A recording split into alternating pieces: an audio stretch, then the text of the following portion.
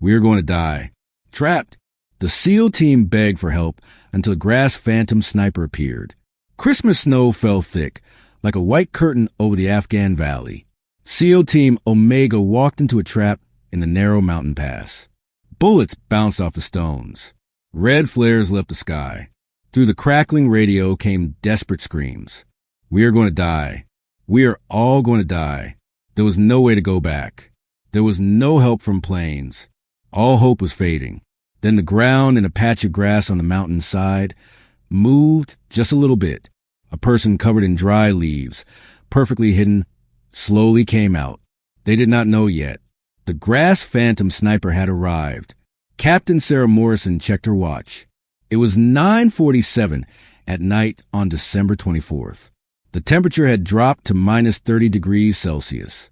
Snow was falling harder than any weather report had said it would. Shah Tura Pass stretched in front of them like a rough wound cutting through the Hindu Kush Mountains. Command Omega 6, Morrison spoke into her headset. We are 2 kilometers from the target building. The weather is worse than we were told. We can only see about 50 meters ahead. Static crackled back. Copy Omega 6. Our information says a package is inside. We think there are about 12 Taliban fighters. Get in and get out by 2 in the morning. The package. That is what they called Dr. Lawrence Bennett. He was a CIA worker who was an expert in listening to secret communications. He had been captured 72 hours ago while looking into a new communication system the Taliban had set up. The leaders wanted him back before he talked or before they killed him. Sergeant Daniel Foster moved up beside Morrison. His breath made little clouds in the freezing air. Ma'am, this does not feel right. The drone lost its signal 20 minutes ago. That is the 3rd time our equipment has failed today. I know, Morrison replied. She looked at the ridge through her night vision goggles. Everything looked green and grainy, but we cannot leave Bennett out here. Not on Christmas Eve. Lieutenant Christopher Hayes was their communication expert. He forced a laugh. Captain, if we finish this fast, maybe we can get back in time for turkey at the mess hall. The team had 8 soldiers in total. They moved in a line through the deep snow. Each person carried 60 pounds of gear. They had rifles, bullets, medical supplies, and explosives for breaking down doors. Their boots crunched softly even though they were trained to be quiet. The snow was too thick to move without making noise. Corporal Brandon Sullivan was the youngest. He was only 23 years old. He kept looking around nervously. This was his first time in a real battle. The others noticed but said nothing. Everyone remembered their first mission. Omega 6, this is Overwatch. A voice crackled. We are seeing strange heat signals on the ridge above you. We see more than one source. We think you should stop and wait. Morrison raised her fist. The team stopped moving. Overwatch, can you tell us how many and where they are? More static. Then nothing. Overwatch, do you copy? Silence. Foster moved beside her again. Our radios are getting worse. The storm is messing with everything. Morrison thought about what to do. They were 30 minutes away from where they needed to go. Going back meant leaving Bennett for another day. And another day might mean a video showing his death. Going forward meant walking into danger they could not see. We continue, Morrison decided. But stay close together and keep your weapons ready. The valley got narrower as they moved forward. Steep walls rose on both sides. They were pushed into a natural path that was barely 50 meters wide. This was the kind of place every soldier was scared of. This was the kind of place that could become a killing zone. Hayes checked his radio again. Ma'am, I cannot reach anyone. Not command, not air support, not even our backup team. Nothing. Keep trying, Morrison ordered. But a cold feeling was growing in her stomach. This was not the weather causing problems. This was jamming. Professional jamming. They were still 400 meters from the target building when Sullivan spoke up. Captain, I see movement. 3 o'clock, up high. Morrison swung her rifle toward the ridge. For a moment, she saw nothing. Then the night exploded with light. Red flares shot into the sky from both sides of the valley. The snowstorm turned into a red nightmare. The beautiful Christmas snow became a scary curtain lit up by enemy fire. Contact. Contact. Right. The first burst of machine gun fire came from the eastern ridge, a heavy gun that sounded like a jackhammer tearing through metal. Bullets kicked up snow and broke rocks all around them. "Find cover," Morrison shouted. But there was nowhere to go. They were in the open. The enemy was on the high ground above them. A rocket flew over their heads and hit the ground 50 meters behind them. The blast knocked Sullivan to the ground. "We are surrounded," Foster yelled. "There are many positions. I count at least 3 machine gun nests." Morrison's mind raced through her options. They could not run uphill through the bullets. They could not go back. More guns had started shooting behind them, blocking their escape. They could not call for help from planes or big guns because their radios were not working. They were trapped. Omega 6 to any station. "We are under heavy fire in Shadra Pass. We need help right now. We have people who are hurt." Only static answered. Another rocket hit closer this time. Pieces of metal flew through the air. Specialist Marcus Thompson grabbed his leg and screamed. "Medic," someone shouted. The team pressed into whatever they could hide behind. Rocks, shallow holes in the ground, even dead trees. But it was not enough. The enemy had planned this trap carefully. Every angle was covered. Every hiding spot was already targeted. Morrison's trained mind looked at their situation. The enemy had set up a perfect L-shaped trap. The killing zone was about 80 meters long. At least 3 machine guns were shooting at them from different angles. The rocket teams were ready to stop them from running forward or backward. Whoever had planned this understood military tactics better than most enemy leaders she had ever seen.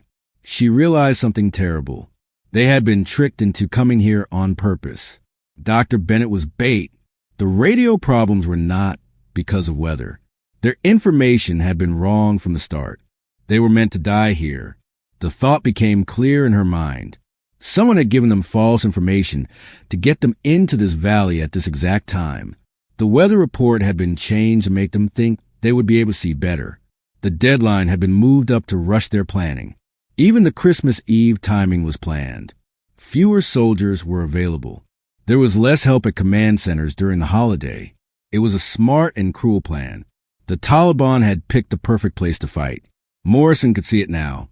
Everything about the land worked against them. The valley walls pushed them into a narrow area. The snow on the ground made it impossible to hide. The storm stopped planes from helping. Even picking Christmas was on purpose. They knew American forces would have fewer people working during the holiday. "Count off," Morrison ordered between bursts of gunfire. 1, okay. 2, okay. 3, hit but can move. 4, okay. All 8 were still alive. But that could change in seconds. The amount of gunfire was getting worse. Morrison could hear at least 4 different machine gun positions now, plus many rifles. She guessed there were 30 to 40 enemy fighters. Maybe more. Foster crawled on his belly to Morrison's spot behind a rock. The rock was barely big enough to cover them both. "Ma'am, we need to move. They are going to come around from the north." "Where do you think we should move to, Sergeant?" Morrison's voice was bitter.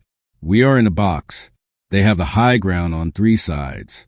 An explosion ripped through their area. Dirt and snow rained down. When Morrison looked up, she saw Lieutenant Hayes holding his arm. Blood was coming through his fingers. "Shrapnel," Hayes gasped. "I am okay. I am okay." He was not okay. None of them were okay. Sullivan, the young soldier, was shooting back with his rifle, but Morrison could see his hands were shaking. The kid was about to panic. Another rocket came in. This one hit the rock right in front of Specialist Gregory Warren. The blast lifted him off his feet and threw him to the ground. He did not get up. "Warren is down. Warren is down." Specialist Andrew Peterson crawled to Warren and checked for a heartbeat. After a moment that felt like forever, he looked back and shook his head. They had lost 1 person. The truth of their situation hit Morrison like a weight on her chest. 1 dead, 2 hurt, surrounded, outgunned, no help coming. They had maybe 10 minutes before the enemy rushed their position to finish them off. "Ma'am," Foster shouted over the gunfire, "we need to do something." But what? What could they do? Morrison's training told her to act, to lead, to find an answer. But every military rule she had ever learned told her the same thing. They were in an impossible spot. Sullivan's voice cracked over the radio. "We are going to die. We are all going to die." "Shut up," Morrison snapped. But she understood the fear. She felt it too, try and take over her mind. Then something changed. The machine gun on the eastern ridge, the one that had been shooting at them for the last 3 minutes, suddenly went quiet. Morrison's brain noticed right away. One threat was gone. But how? A malfunction? That was not likely in the middle of a planned attack. Equipment breaking? These were well-kept weapons, not junk. Before she could figure it out, another sound reached her ears. A single sharp crack from somewhere up the mountain. Not close, but clear. The sound of a powerful rifle. Not a regular rifle, but a sniper rifle. The sound traveled differently through the mountains. It was a deeper, more careful sound that told of aimed shots and deadly purpose. Morrison had heard enough sniper fire in her time to know what this was. Someone was taking careful shots from a high spot. But who? There were no friendly soldiers in this area. Their backup team was 40 kilometers away. The closest American base was even farther. A second machine gun position went quiet. Same pattern. The sudden stop of shooting, followed seconds later by that faraway crack. What the hell? Foster breathed beside her. His eyes searched the mountain for any sign of their mystery helper. Morrison spoke into her radio, trying different channels. "All stations, stop shooting. Someone else is attacking the enemy positions." The SEAL team stopped firing. They saved their bullets and watched in amazement as one by one, the enemy guns went silent. Each time, that same faraway crack came first. Morrison counted the shots. 1, 2, 3, 4. Each shot meant another enemy gunner killed. The accuracy was unbelievable. No missed shots. No wasted bullets. Every trigger pull ended in a kill. "Unknown friendly," Morrison said on all channels. "This is SEAL Team Omega. Tell us who you are." Static. Then a voice. Female. Calm. Almost without emotion. "Omega 6, this is Phantom. Stay hidden. I am clearing the path to your north. You will have a chance in about 4 minutes to move to the target building." Morrison and Foster looked at each other. "Who is Phantom?" Foster whispered. "I do not know, but she is saving our lives," Morrison replied. She spoke into the radio again. "Phantom, we have 1 person dead and 2 hurt. Can you keep watching over us?" "Affirmative. I count 36 enemies in your area. 19 are down. I am working on the rest. When I give the signal, move fast to the building at heading 090. You will have cover." The calm in that voice was strange. 19 down. Morrison had not even seen where most of the enemies were hiding. Another shot. Another enemy gun went silent. "Ma'am," Hayes said. His hurt arm was now wrapped up by Peterson. "Whoever this is, she is hitting targets I cannot even see with our equipment." Morrison watched the hillside where the shots seemed to be coming from. Nothing. No flash from a gun. No movement. Whoever Phantom was, she knew how to stay completely hidden. 3 more shots came fast. Then Phantom's voice came back. "Omega 6, you are clear. Move now. Heading 090. 100 meters to the building. Go." You heard her. "Foster, go first. Peterson, help carry Warren's body. Sullivan, Hayes, watch our backs. Move, move, move." The team ran from their hiding spots. They pushed through snow that seemed to want to slow them down.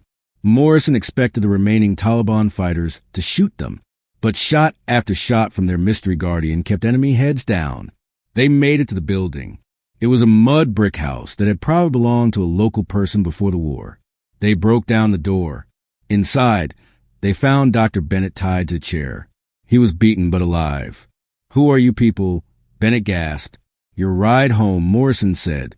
She cut the ropes holding him. "Hayes, see if you can get any radios working from inside this building." "On it, ma'am." Outside, the shooting had stopped. A strange silence fell over the valley. Only the wind and falling snow made any sound. Morrison spoke into her radio. "Phantom, we have the package. What is your status?" All immediate threats are gone. But you have a problem. The Taliban will send more fighters. You need to get out in the next 20 minutes. Our radios are being jammed, Morrison explained. I know. I am tracking the jamming device. It is moving 300 meters northwest of where you are. I am sending you the location now. Morrison's radio beeped with incoming information. You want us to attack the jamming vehicle? Either that or wait here until 50 more Taliban show up. Your choice, Captain. Morrison looked at her team. 1 dead, 2 hurt, tired, low on bullets. But Phantom was right. They had to move. Foster, take Sullivan and Peterson. Hit that vehicle. Hayes and I will protect Bennett and get ready for pickup. Ma'am, we should... That is an order, Sergeant. Go. The 3 men disappeared into the snow. Minutes went by. Morrison heard gunfire in the distance, then an explosion. Her radio crackled. Target destroyed, Foster reported. Heading back to your spot. Phantom, Morrison called. Can you tell us if more enemies are coming? 2 vehicles coming from the south. You have 12 minutes before they get there. I will shoot at them, but you need to move to the pickup point. Sending the location now. Another message came through. The pickup point was a clearing 2 kilometers west, up a steep hillside. Hard ground to cover, but they could do it. Hayes suddenly looked up from his radio. Ma'am, I have a signal. Command can hear us. Finally, Morrison grabbed the radio. Command, this is Omega 6. We have the package. We need a helicopter right now at these coordinates. I am sending them now. We are in a heavy fight. 1 dead, 2 hurt. Copy Omega 6. Helicopters are starting up. They will be there in 12 minutes. 12 minutes. The same time Phantom said they had before more enemies arrived. Everyone, we are moving to the pickup spot. Foster, Sullivan, Peterson, come back to us. We are going west. The team came back together and started the hard climb up the hillside. Bennett could barely walk. They were carrying Warren's body. Every step was painful in the deep snow. Behind them, Morrison heard the crack of Phantom's rifle. She was shooting at the Taliban coming to help. That woman was buying them time with every shot. Phantom, Morrison called over the radio. You need to get out too. Get to the landing spot. Negative. I do not do pickups. Just keep moving, Captain. You are almost safe. Damn it, Phantom. We are not leaving you out here. A pause. Then almost like she was smiling. Captain, I was never here. Now be quiet and run. The helicopter, a Chinook with soldiers at the doors with guns, appeared over the ridge. It came down toward the clearing. It was the most beautiful sound Morrison had ever heard. The team loaded Warren's body first. Then they helped Bennett get on. The hurt soldiers climbed in next. Morrison stood at the helicopter's ramp.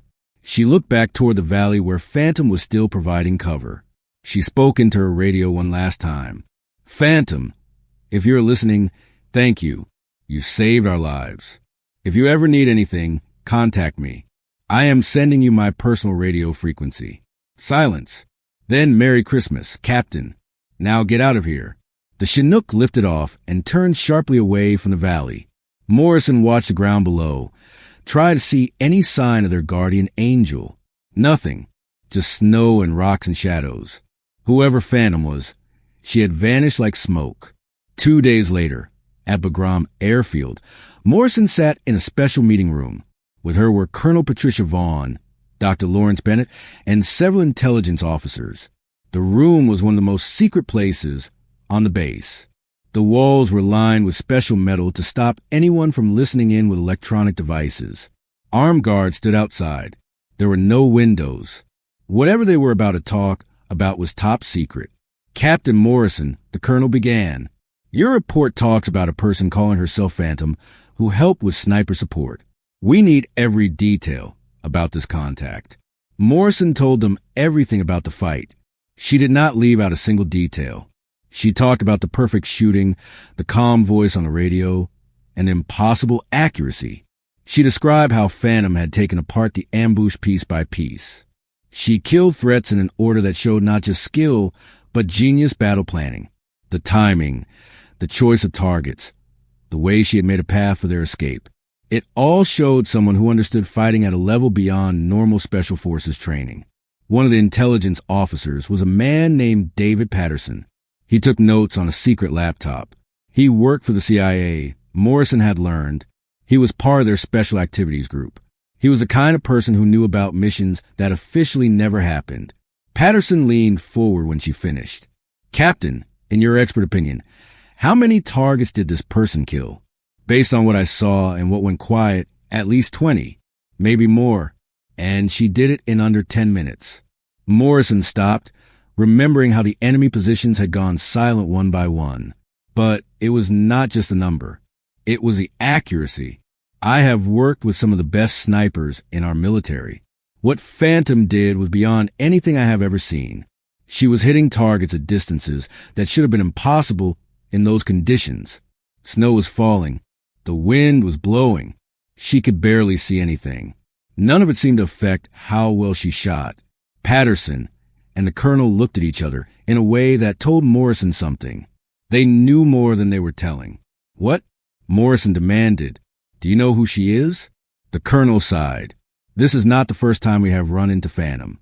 Over the last 3 years, there have been 16 times when American forces under heavy fire got unexpected sniper help from an unknown friendly. The pattern is always the same.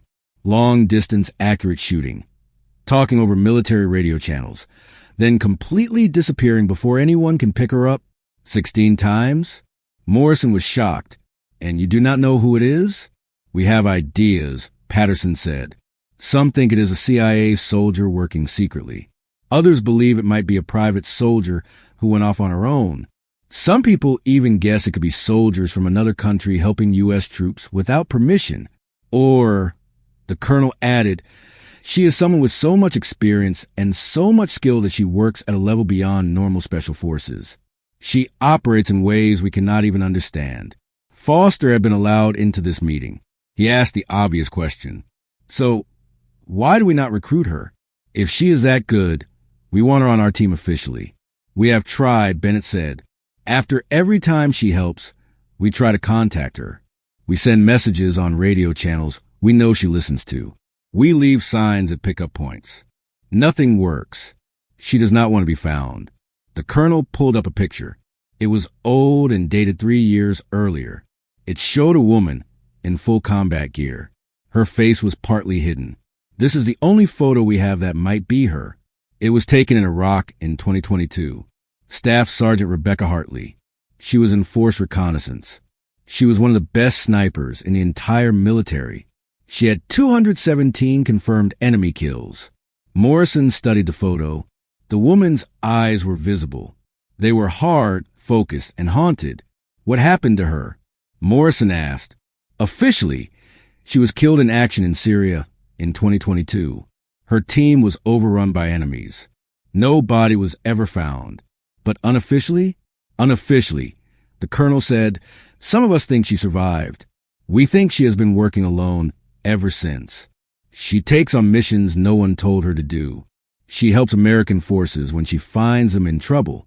Why would she do that? Foster asked. If she survived, why not come back? No one had an answer. Morrison looked at the photo again. If that was a woman who had saved them, she was a ghost in more than one way. Officially dead. Working outside all chains of command. Alone in the most dangerous places in the world. What do you want from me? Morrison asked. We want you to write a full report. The colonel said. Every detail you can remember. What she said on the radio. How she moved. Her battle plans. Anything that might help us understand her better. And if we do find her, then we bring her home. The colonel said firmly. No one should be out there alone. Not even a ghost. 15 kilometers from Bagram, in a cave system known only to locals and goat herders, Rebecca Hartley cleaned her rifle. She used the light from a small chemical heat lamp. The SR-25 rifle had worked perfectly as always. She had fired 1,600 rounds through the barrel, and it still shot straight. She had lost count of how many days she had been in Afghanistan this time. 60? 80? Time became blurry when you lived alone in the mountains. She survived on hidden supplies and whatever she could take from abandoned Taliban spots. The cave was one of 7 hiding places she kept across the area. Each one had food, bullets, medical supplies, and equipment. Each was carefully hidden and set with traps in case anyone found it. Each one took months of planning to set up. This was her life now. Move, hide, watch, wait. Find important targets. Wait for the perfect moment. Strike, disappear, do it all over again. She had never meant for this to be forever. After her team was killed in Syria, after she had fought her way out alone and made it to a safe house, the plan had been to go back to base. She wanted to rejoin the fight officially. But somewhere during those days hiding in Syrian villages, watching American forces move through the area, she realized something. She could do more good alone, without the paperwork, without the rules about when she could shoot, without the limits that came with being part of a team. She could take shots no one else would allow. She could hunt targets that official people would not care about. She could help in ways that did not fit on any mission plan. The choice had not been easy. For weeks after escaping Syria, she thought hard about it. Part of her wanted to go home. She wanted to see her parents. She wanted to sleep in a real bed. She wanted to be part of something official again.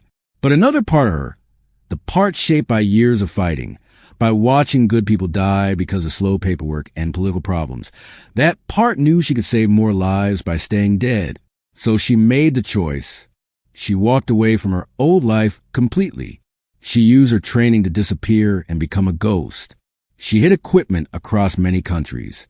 She set up supply networks with helpful locals. She learned to survive on nothing. She became a phantom in the truest sense, present but invisible, helping without being seen, killing without being caught. So she stayed dead. She let them have the memorial service. She let her family grieve and collect the death money. She became a ghost because ghosts could go anywhere and do anything. Ghosts could kill the people who needed killing without worrying about rules or political problems. The radio, still set to the channel SEAL Team Omega had been using, crackled with noise. They were safe at Bagram now. They were being questioned and getting medical care. Good. Hartley let herself feel a small moment of happiness. 16 saves now, counting last night. 16 times she had found American forces in trouble and helped them. 83 enemy fighters killed across those times. 0 friendly soldiers died while she was watching over them. It was a good record, but it came at a cost. 3 years without talking to her parents. 3 years without human contact beyond short radio calls. 3 years of eating alone, sleeping alone, fighting alone. She was 37 years old and felt 60. Her back hurt all the time from holding still for hours. Her hands had lasting nerve damage from the cold. Her hearing was getting worse from thousands of shots fired without ear protection. The loneliness was harder than the physical pain. Humans were not meant to live like this. Completely alone, without touch, without conversation, without connection. She talked to herself sometimes. She had full conversations in her head with people who were not there. She knew it was a sign of being alone too long. She knew her mental health was slowly getting worse. But what choice did she have? Go back to normal life and face questions about where she had been? Risk being found and brought back into the system? The moment she went back to official places, she would lose the freedom to work her way. She would be questioned and tested. She would probably put at a desk job or sent home for medical reasons. And while she sat in an office doing paperwork, Americans would die in the mountains. They would die because the sniper who could have saved them was filling out forms. No, this was her path now. She would walk it until her body failed, or until her mind broke, or until an enemy bullet finally found her. It was a lonely way to live, but it was the only way she knew to keep making a difference. She was wearing out. Eventually, her body would fail her at an important moment, and that would be the end. But until then, she had work to do. Hartley's original target, Rashid Ahmadi, had escaped last night. That bothered her more than she wanted to admit. But the SEAL team had needed help. Saving 8 Americans was worth letting one target get away. She would find Ahmadi again eventually. Men like that developed patterns. They got comfortable. And when they did, Hartley would be waiting. A noise came from outside the cave. Hartley's hand moved her pistol right away. But then she recognized the sound. It was a mountain goat. It was probably looking for shelter from the cold. She relaxed. Then she smiled at herself. Even out here, being overly careful was always with her. It was useful carefulness, the kind that kept you alive. But it was also tiring. Hartley pulled out a small photo from her pack. It was the only personal thing she carried. It showed her with her Force Recon team. 5 people grinning at the camera after a successful mission. All dead now except her. Williams, Jackson, Parker, and Martinez. Brothers and sisters in arms. Merry Christmas. Guys, Hartley whispered the photo. Saved 8 more of ours last night. I think you will be proud. The chemical lamp was burning down. Hartley turned it off and sat in complete darkness. She listened to the wind howl outside. Tomorrow she would move to another hiding spot. Maybe she would scout the area where a Mahdi was likely to show up again. Maybe she would just watch and gather information. Or maybe she would hear another desperate call for help on the radio. And everything would change again. That was the thing about being a ghost. You could not plan. You just moved through the world, helping when you could, vanishing when you had to, always alone. Hartley lay back on her sleeping mat and closed her eyes. Sleep came hard these days. Her dreams were filled with the people she had killed and the people she had saved. But sleep came eventually. It always did. Outside, the Christmas sun rose over Afghanistan. It lit up mountains that had seen 1,000 years of war and would see 1,000 more. Somewhere in those mountains, a ghost slept and waited. 6 months later, a different valley, a different battle. Army Rangers were trapped by enemy fire. They were taking losses and running low on bullets. Their radio operator sent out a desperate call for help. He did not expect anyone to answer. They were 40 kilometers from the closest American base. The land was so dangerous that even helicopter support was risky. The ambush had caught them completely by surprise. What was supposed to be a normal patrol had turned into a nightmare. Enemies had started a complex attack with mortars, machine guns, and rockets. 3 Rangers were hurt. 2 were hurt very badly. They had been fighting for 90 minutes. Their bullets were running dangerously low. The lieutenant was a young officer named Timothy Bradford. He was figuring out how much longer they could hold out. 10 minutes? 15? After that, they would be down to pistols and knives. He was getting ready to give the order for a last-stand fight when the impossible happened. A single shot rang out from somewhere in the hills. The enemy machine gun that had been pinning them down went silent. The Rangers looked at each other with confusion and hope. The lieutenant grabbed the radio. His hands were shaking from excitement and desperate hope. Unknown friendly, identify yourself. A short pause, then a voice came through. It was scratchy with static, but clearly calm and professional. Phantom, stay low. I have got you covered.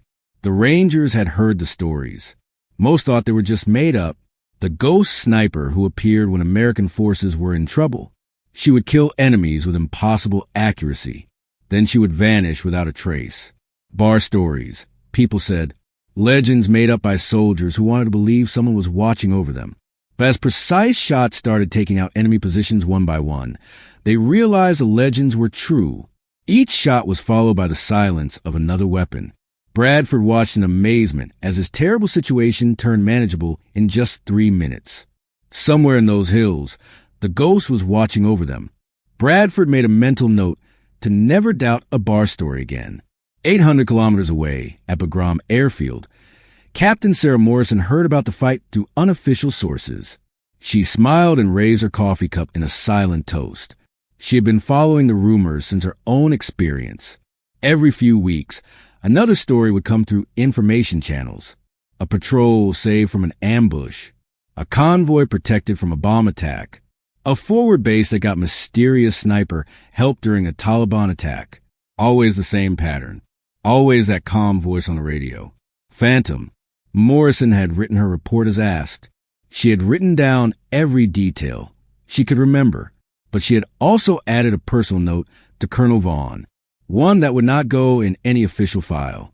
If you ever do find her, tell her we are grateful. Tell her she is not alone.